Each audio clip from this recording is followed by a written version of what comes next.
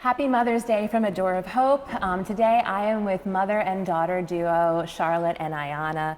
They have a very powerful story of perseverance and bravery, and I'm looking forward to sharing this story with you all today. And Charlotte, I'm going to start with you. You became a mom at a very young age. Can you just tell us a little bit of your story? Yes, so I was in the ninth grade. I was 14 years old, and a really bad situation occurred, and I became pregnant with Iyanna. My parents gave me an ultimatum: find somewhere else to live or give her up for adoption. Abortion was never on the table. I was raised in an apostolic household, so we knew that abortion was murder. So that was never an option, and I also knew that. But growing up, I didn't feel loved, so I felt as though this child that I had in me was my opportunity to have that pure love. Yes. So I was actually looking forward to being a mom. That's wonderful. I just had to figure out a way. So take us through some of the emotions. You were definitely persevering. What were some of the other things that were going on in your mind? Well, it was always a sense of urgency. You know, I had to find that way. You know, I called around a lot of family members, see who could, you know, take me in. My brother took me in for a while. And, you know, it was always, I need to figure it out. I have to figure it out. I have to figure it out. It wasn't, I don't believe that I've ever had that woe is me feeling or that victim mentality. I just had to figure it out. Absolutely, absolutely. So what was, when you're going through all these steps, what were some of the particular challenges you faced where you became a mom, but you still had a lot to overcome? What were some of those hardest moments that you can tell us about? It was all about stability. I needed stability. I was a ward of the court, or a foster child. Okay. And I was moved around a lot. So I needed that stability. So at the age of 16, I actually got my own apartment. It's called Independent Living with the Department of Human Services in Philadelphia. Okay. And it provided me that stability. So I had that all the way until I was age 21. It allowed me to go to college, finish high school, and take advantage of a lot of opportunities that a youth should be able to take advantage of while being a parent. Tell us some of your favorite things about becoming a mom. What were some of those happy moments, even when you were just struggling? I love showing her off. Yes. She's just the cutest little thing. I love showing her off. But I don't know, I like showing her off. Dressing her up. She's my little doll baby. That innate love just kind of wells up in you, right? Exactly. One of the things that you told me when we had our first conversation was it takes a village, and you experienced that in a lot of different ways. And that's something that A Door of Hope really highlights. We understand that no one should be isolated when they're in a crisis, and we want to provide that help for them. So can you talk a little bit about how you saw that village come together and what it would be, how moms would find that village helpful when they're in a crisis situation? So my village first started to come together when I first found out I was pregnant. I had a neighbor who was a mother of, I believe she had 4 children, and she just started giving me stuff. I was a statistician for the baseball league that was across the street, Marion Anderson Playground, and once the team members found out that I was, you know, expecting, they threw me a baby shower. That's awesome. My sister-in-law took me in. I moved to Virginia. One of my best friends from high school, she became Iyanna's godmother. And then, I don't know, it's just that every time I told somebody, all they wanted to do was help. And you just saw God kind of provide step by step, which is amazing. So even though you weren't necessarily working with a crisis pregnancy center at the time, you saw the resources coming together to help you get through the early stages and thrive, basically, as you were going forward. Yeah, my sister, who's 4 years older than me, she actually worked for Alpha Pregnancy Center. Okay. So I did go in, but it wasn't in the form of me trying to make a decision to keep my child or not. I already knew I was going to keep her. But they did give me some more resources, you know, places that I can go for help. They also provided me with pregnancy clothes, baby clothes, and things of that nature, but not as far as making the decision and, you know, finding adoption centers or anything like that, but just, physical resources. Absolutely, which is so critical in Yeah. those times. So how did you learn about A Door of Hope? How did you both? We'll start with you, Iyanna, on this one. So I was actually like church hopping at the time. Okay. Me and my mom, we were going to a Baptist congregation in New Jersey, but due to the travel restrictions and COVID, we needed a place to call home. And so I took the opportunity to search around my neighborhood in Middletown, Delaware. Okay. And I stumbled across Middletown Church of Christ. Sorry. It's okay. I wasn't that familiar with like that specific denomination, but I was just open to, hearing the gospel and fellowship. And it was funny because the first time I went there, I was not impressed. Okay.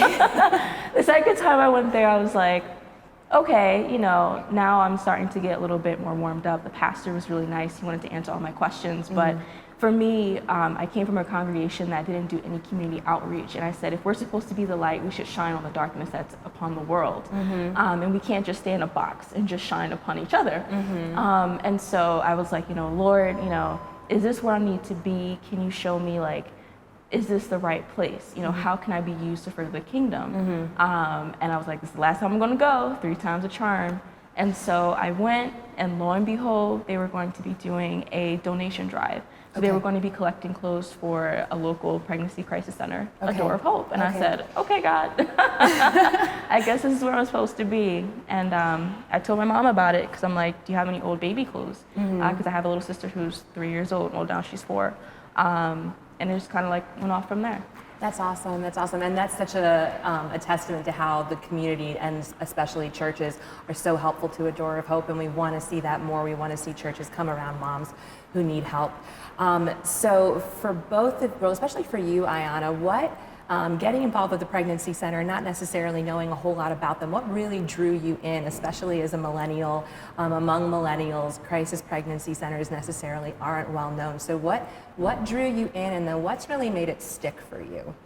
I think with my generation, there's a lack of knowledge, right? When people talk about pregnancy, it's not like a lifestyle. It's more of like a split-second decision. If I'm pregnant, I can either abort or I can keep. But when they think about keeping the child, there's never like, what are the other options, right? Like if I'm not ready to be a mother, no one really talks about adoption. No one really talks about, the plethora of different choices that a woman can make, right? Like I tell my friends, I'm pro-choice. They're like, oh, you support abortion? I'm like, no, I support keeping the baby alive, adoption, or even like, just trying to figure out other opportunities for you not to abort that child. So for me, it was more of like, how can I, play a part to show that in my generation, like it is possible, it's empowering to be a mother. It's not something that's like, oh, you gave up your whole life for this. No, it's like I was giving a blessing,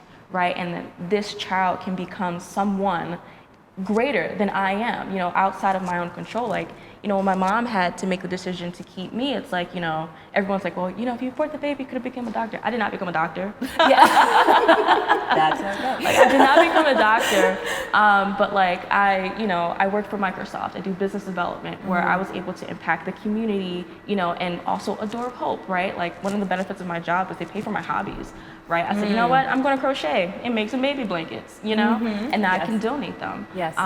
And so it kind of goes back to showing my generation that, hey, abortion is not the only way. And then what makes me stay is just like the love of Christ, right? Yes. I think it's in our day and age, we see a lot of hypocrites when it comes to Christianity about, what does it mean to be a Christian? What does Christians look like? And it's kind of just like, as an advocate of, adoption or just carrying to term, it's like, how can I say that I'm supportive, but I don't provide support, right? And so for me, it's like, if I'm going to be a Christian, I need to be like Christ, right? I have to follow after him. And for me, staying at the pregnancy center, being able to preach the gospel is super important, especially in this day and age. So for both of you, what surprises you about the work of our ministry? And I'll start with you, Charlotte.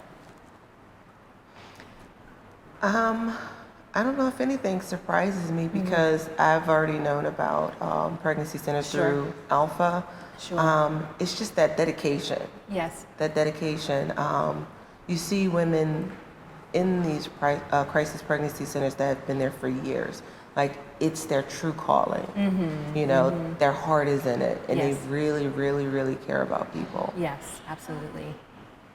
I would really say about, like, as I'm going to become a pregnancy coach at the center, one of the things that I find is that the openness, right? Because I never expected all types of life going into a pregnancy center. In my mind, I always thought it was like a specific generation, a specific type of person, but the pregnancy center has really opened my mind that, you know, everyone, regardless of their background, ethnicity, social economic stance, undergoes like a pregnancy crisis. Yes. So the fact that, you know, the women in the ministry are just, and the men, are just so like loving, right? Like, you don't see that nowadays. You see people putting you in a box, right? Yes. You know, if you look this way, you're going to behave this way.